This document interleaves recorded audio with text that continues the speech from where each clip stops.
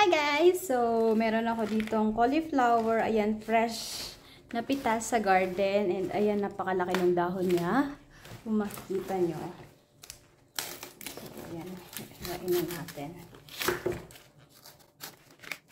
Yung iba, yung dahon nito is ginagawang salad. Pero kung pinakapin lang namin.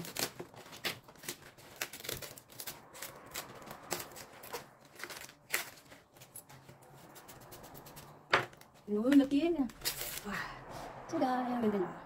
Yung oven ko lang to tapos sasaw-saw sa mayonnaise with ketchup.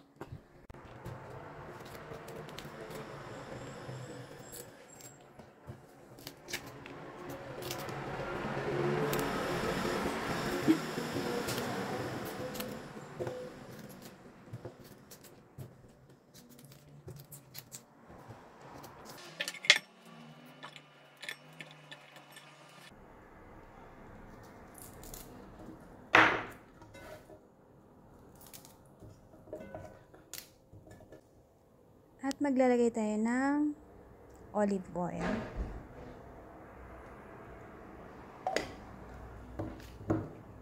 Para bake fried siya ng konti. And then, maglalagay din tayo ng asin. At syempre, ang ating black pepper.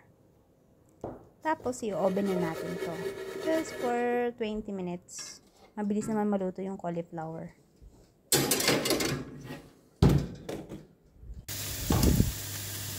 Diyan na yan na nga siya. Medyo hilaw pa ng konti. And then dito, luto na. Ilalagay ko na siya dito sa aking tinimpla. Dapat mayonnaise and ketchup lang. Kaya lang sabi ko, hindi. Kailangan may sauce talaga. Nagluto ako ng sauce. Peanut butter with lemon. Tapos naglagay ako ng konting ketchup. Sobrang sarap. So, ayan na nga guys. Maglalagay din ako konting peanuts. Pampasarap.